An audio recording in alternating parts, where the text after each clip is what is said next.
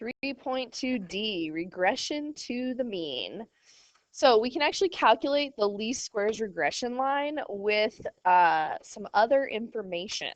So just a reminder that y hat equals a plus bx, where a is the y-intercept and b is the slope. And again, y hat is your predicted output.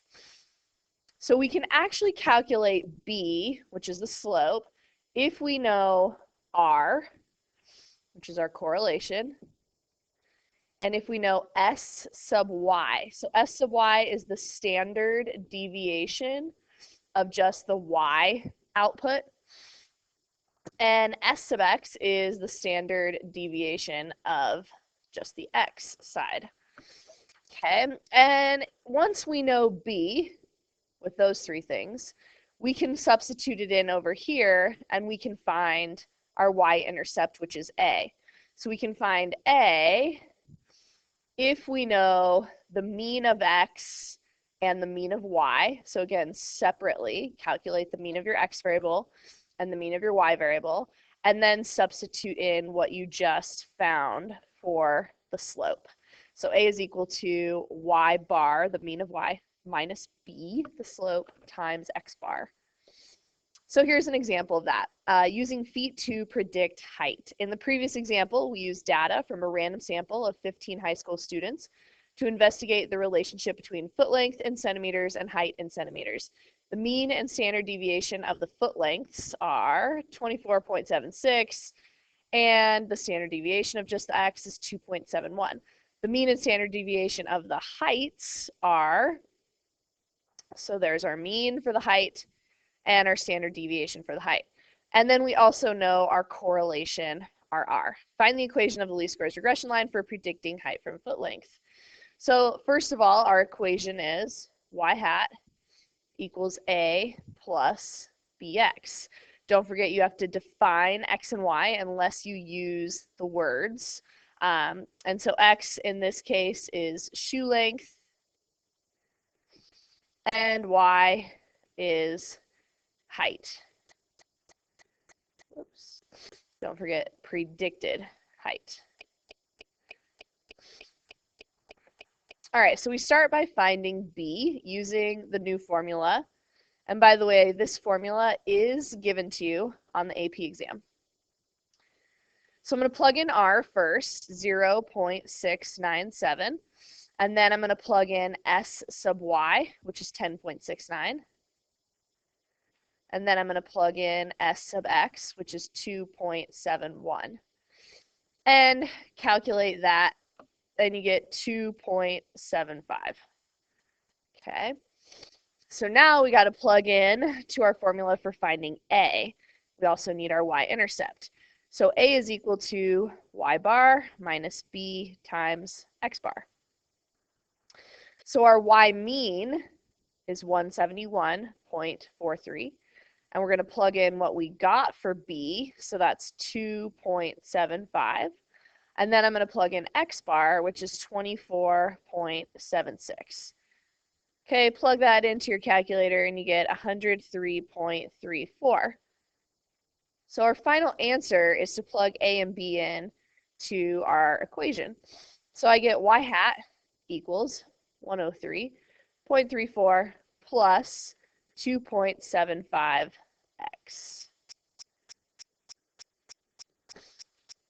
Okay, what happens if we switch x and y? So you guys remember our truck problem, and notice they graphed it. We did our price based on our miles. What if we switched it and we first looked at price and then figured out miles driven? So what stays the same and what changes? So if you notice, hard to see here, but your equation definitely changes. Just look at the line, it is different, okay? Same with our S. So our typical distance that those points are from the line, the residuals, those definitely change. What ends up staying the same is r squared. Notice r squared is 66.4%, which means that r also stays the same. So you might want to write in your notes, If you switch x and y, r and r squared stay the same. Okay, your equation is different, and so is your standard deviation of your residuals. All right, Giselle scores. So, does the age at which a child begins to talk predict a later score on a test of mental ability? A study of the development of young children recorded the age in months at which each of 21 children spoke their first word and their Giselle adaptive score, the results of an aptitude test taken much later. The data appear in the table below, along with a scatter plot, residual plot, and computer output. Should we use a linear model to predict a child's Giselle score from his or her age at first word? If so, how accurate will our predictions be? So there's the data, and then they graphed it. We've got age and score, so this is just our normal scatter plot. Then we've got our residual graph, so we can check if there's no leftover pattern, kind of how linear it is. And then there's a few other things we want to use to look at how linear it is or how well the line fits the data. And that's S and R squared. So don't forget, state, plan, do, conclude. You're going to start doing a lot of those, or actually you've already done a lot of those. So is a linear model appropriate? And if so, how well does the data fit the line? So first thing is you're going to plan, and you guys, you have to look at the scatter plot. Remember, if you don't look at the scatter plot, you won't really know if it's linear, no matter what R says or anything else, okay? And then we're going to look at R squared and the standard deviation of our residuals. Okay, so first we look at the scatter plot and we do DOFs. So there is a moderately strong negative linear association between age at first word and Giselle score. We're going to point out some outliers, which, by the way, the book is going to change their definition of outliers. And so really only this point is going to be considered an outlier.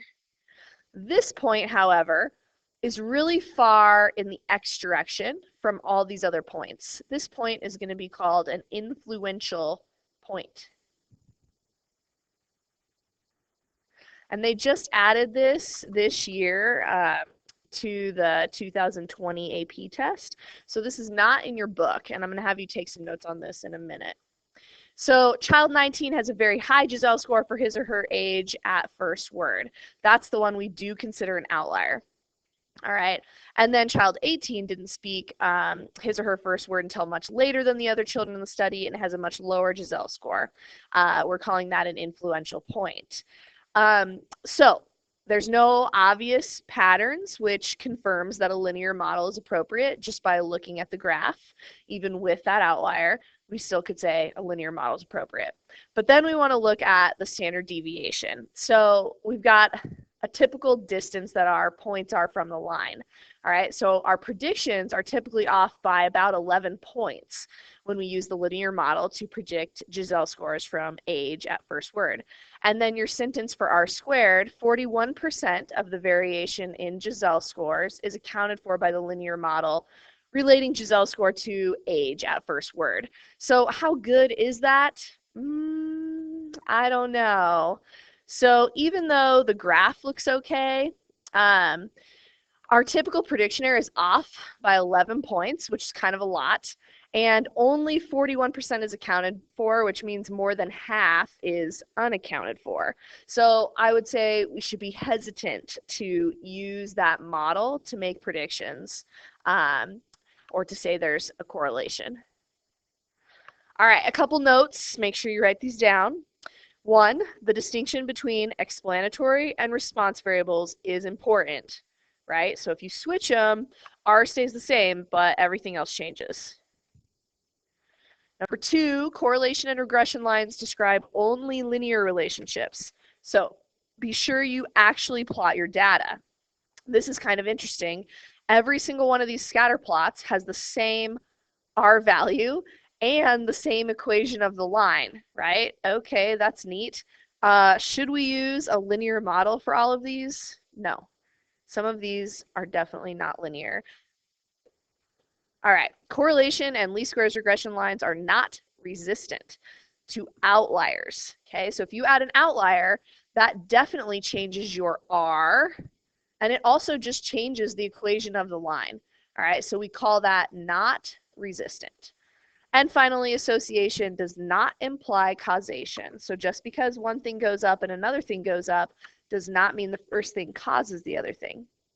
So a serious study once found that people with 2 cars live longer than people who own only 1 car.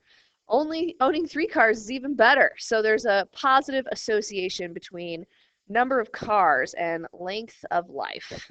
So is there really cause and effect on this example, you guys? No, because we have confounding variables. For example, people with more cars probably have more money. Maybe they take better care of themselves and they have access to better health care. All right, so there's definitely no cause and effect just because one thing goes up and the other thing goes up. All right, so correlation does not imply causation. All right, this is what was added this year to the AP exam.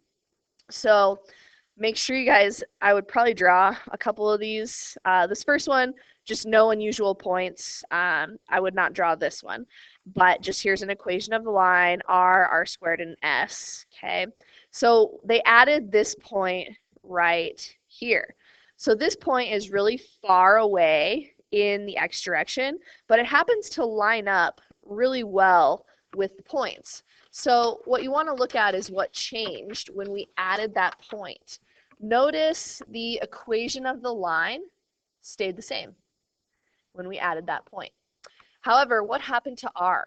Wow, r got a lot higher. So this is actually a better r value. It made these points more linear, all right? And then what happened to s? So s got slightly smaller because this point is actually pretty close to the line. So it decreased that distance from the line. All right, so what do we call this point? This is called a high leverage point. And that's what I should have said back on this slide over here. Sorry. High leverage point. All right, so any point far away in the x direction is called a high leverage point. And I would probably write that down and maybe sketch a graph. Okay. So in this case, though, it made r even better because it fell in line with the points. Okay. So here's another point that is far away in the x direction. This is another high leverage point. But this one did not line up with the original line. So this point actually changed the equation of the line. And what happened to r? It got negative, right? Because it made the line and the slope both go negative. And your s, it got a little higher. I guess this point is a little closer to this new line. Okay, and then case 4, this is what we're going to call an outlier. So outliers will only be points with a really large residual. So this distance right here is really far away, really large residual.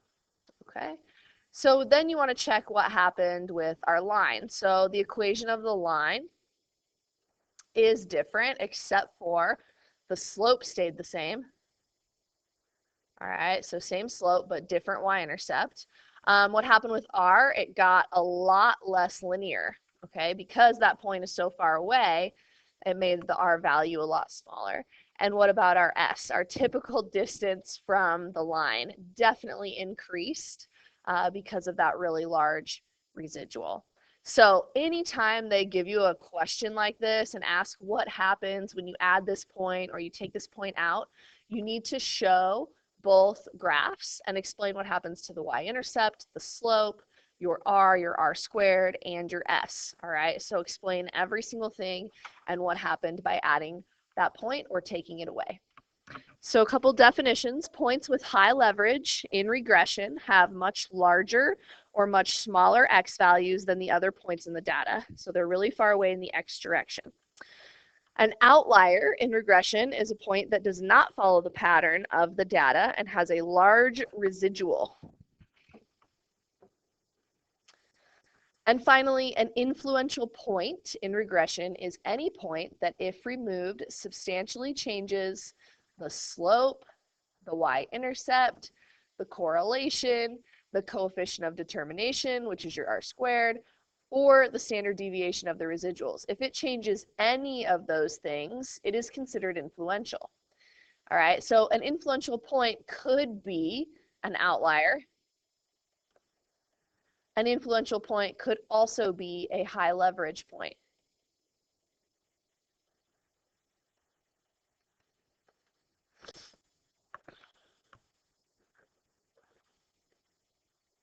And finally, your guys' homework and a green sheet.